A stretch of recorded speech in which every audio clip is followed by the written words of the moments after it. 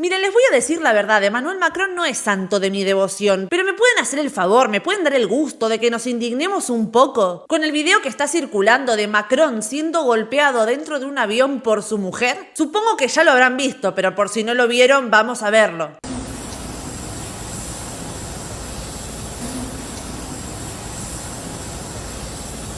Para cuando ustedes estén viendo esto, estas imágenes pasaron hace un par de días y pasó cuando Macron y su mujer aterrizaron en Vietnam para una visita de Estado. Y cuando las imágenes empezaron a viralizar, no por parte de entidades de derechos humanos, por colectivos feministas o por asociaciones contra la violencia doméstica, sino por páginas críticas al gobierno de Macron, que repito, Macron no es santo de mi devoción políticamente, pero me imagino que las publicaciones que empezaron a viralizar el video no bajarían de un miren el pelotudo de Macron cómo se deja cagar a palos por la mujer el sorete traducido del francés al argentino. Y la reacción del Elíseo, que es la oficina de presidencia, fue desmentir que estas imágenes fueran reales. Dijeron que las imágenes eran falsas y que habían sido creadas por inteligencia artificial y difundidas por cuentas rusas. Pero resulta que se hicieron las comprobaciones pertinentes con la agencia que grabó las imágenes y se pudo comprobar que eran ciertas. Una vez que se confirmaron que las imágenes eran ciertas, la narrativa del entorno del presidente automáticamente cambió. Pasaron de decir que las imágenes eran falsas y creadas por inteligencia artificial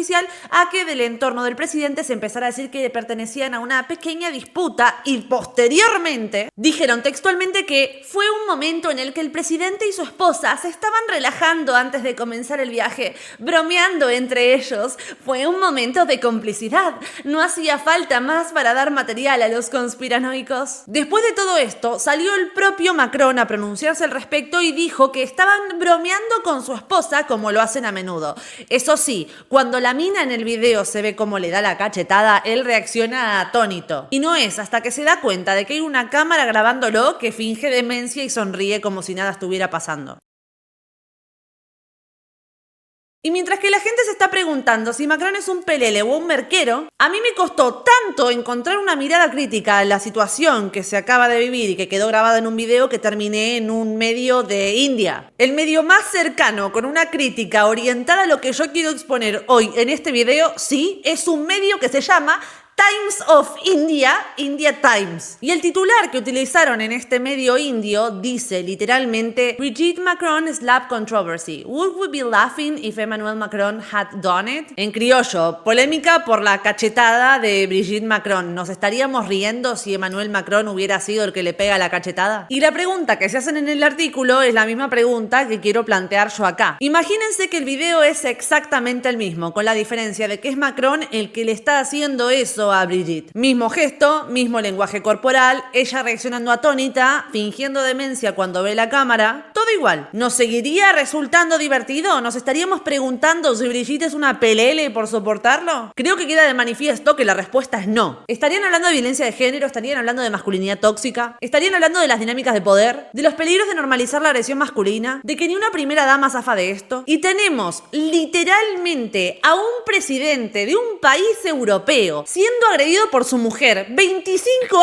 años mayor, enfrente de una cámara, y las reacciones mayoritarias están siendo o reírnos, o ignorarlo, o utilizarlo como base para atacar a su gobierno. Con lo cual, si quieren atacar a su gobierno me parece perfecto, pero me parece que esta no es la razón. Pero aún esta noticia, que encontré con un carácter bastante crítico, similar al que busco plantear yo acá, plantea que no necesariamente esto es un hecho preocupante, sino que simplemente se limitan a señalar la doble vara de medir que existe frente a este tipo de situaciones cuando es un tipo presidente el que la sufre.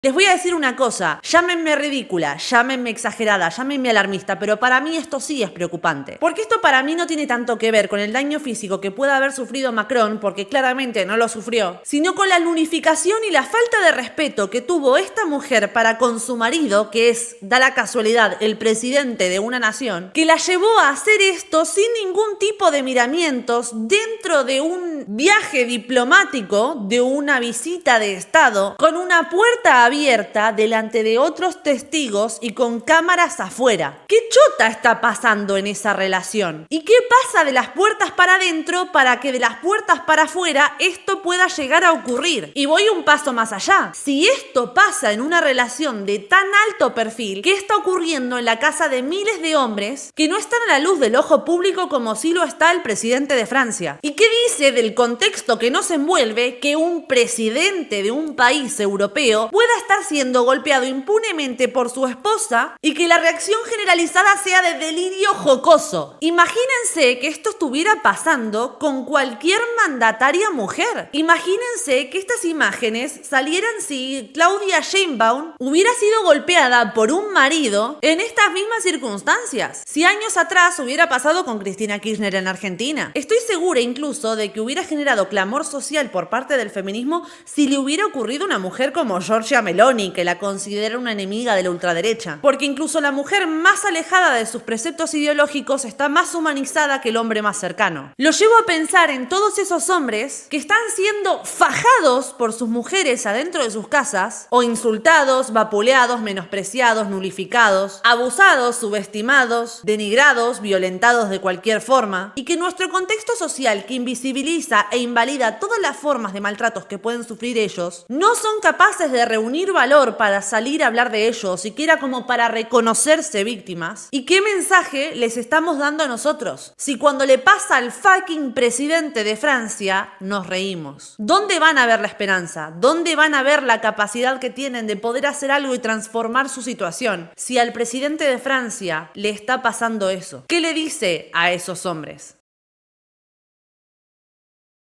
Y este tema va a pasar sin pena ni gloria como un viral cualquiera y se va a olvidar dentro de unos días. Mientras tanto, seguimos sin saber qué chota pasa dentro de la casa de estos dos. Seguimos mandándole un mensaje nefasto a todos los hombres víctimas de violencia en sus hogares que no van a ser capaces de denunciar. Y seguimos minimizando cosas como estas que, en mi perspectiva, son bastante graves. Y además vamos a traer algo a la memoria y al recuerdo de muchos que quizás muchos olvidaron, quizás otros no, quizás algunos directamente no lo sabían. Emmanuel Macron conoció a su actual esposa Brigitte, que le saca 25 años, cuando él era su alumno en el colegio. Cuando se conocieron y empezaron a salir, él tenía 15, ella tenía 40. En ese momento, Brigitte estaba casada y era madre de 3 hijos, uno de los cuales, una de sus hijas, Laurence, no sé si se pronuncia Laurence en francés, lo estoy pronunciando como si fuera un nombre en inglés, pero bueno, no importa. Uno de sus hijos, una de sus hijas, era compañera de clase de Macron, el pendejito al que low-key violó y que después se convirtió en su marido y presidente de Francia. No solo había una diferencia de edad que es bastante sustancial, especialmente en esas etapas, donde ella ya era una mujer casada con hijos y él era literalmente un nene, sino que además eran profesora y alumno. La madre de Macron incluso confesó que no podía creer la situación y que le imploraba por favor a Brigitte que se alejara de su hijo por lo menos hasta que su hijo fuera mayor de edad. Tiempo más tarde confesó cosas como: cuando lo conocí, Emmanuel fue un huracán en mi vida. Señora,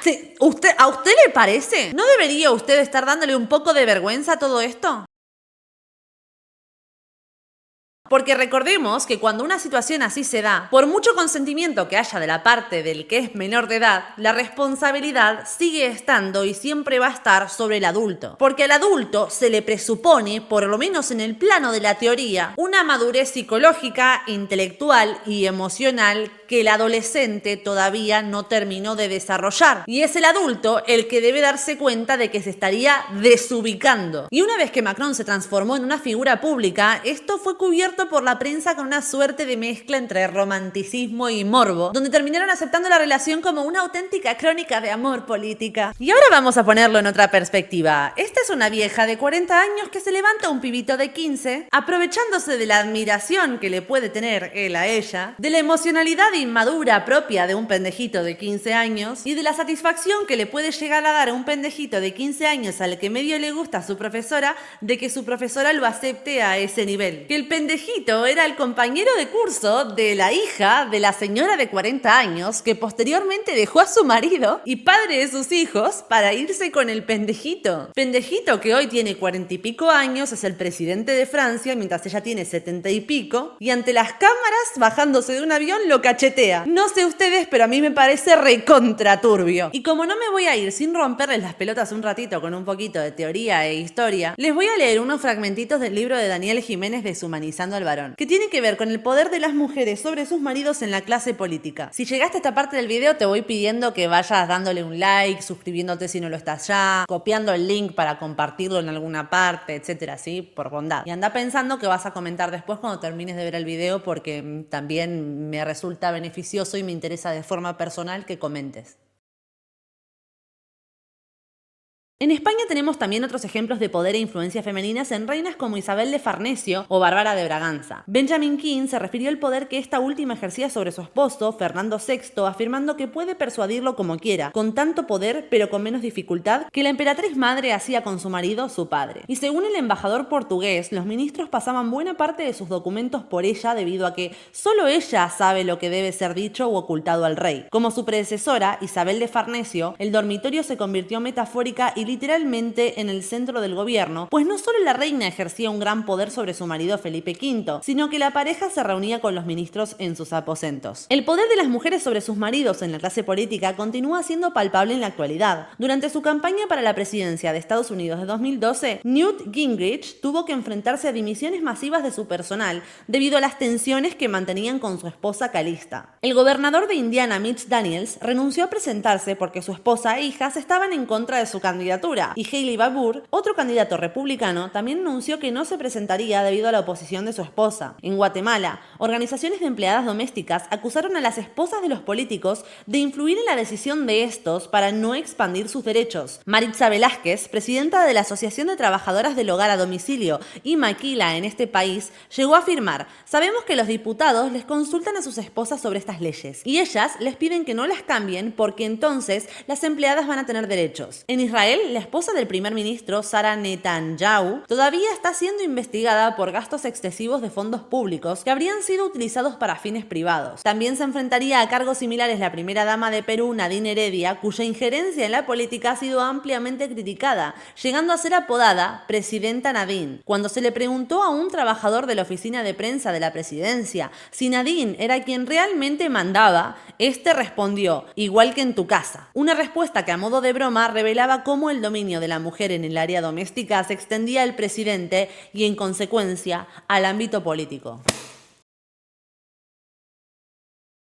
Y con esto creo que cerramos una crítica perfecta y completísima a la cachetada que le dio la mujer de Macron a Macron. Y sí, no le voy a decir Brigitte, no le voy a dar esa entidad. En mi canal se va a quedar para siempre como la mujer de Macron. Que se enoje la feminista que quiera, pero que empiecen por enojarse por la cachetada que le dio al marido, cosa que dudo que hagan. Dicho esto, me despido y si no están suscritos ya, suscríbanse como una muestra de cariño hacia mi bonito canal. Recuerden que acá abajo en la descripción van a poder encontrar todos los enlaces a mis redes sociales y otros links sorpresa de interés varios, y que pueden colaborar con el canal no solo suscribiéndose, sino a través de un botoncito que está acá abajo cerca de los likes, etcétera, que según si estás en la computadora o en el teléfono te va a salir directamente o te va a salir en los 3 puntitos, que se llama super gracias, o si tenés YouTube en inglés, super thanks, donde podés poner un comentario destacado que yo voy a ver seguro y que además en el proceso me haces una pequeña donación que ayuda mucho a que este canal crezca y se mantenga. Dicho esto, me despido y los amo. Cabezas de pollo.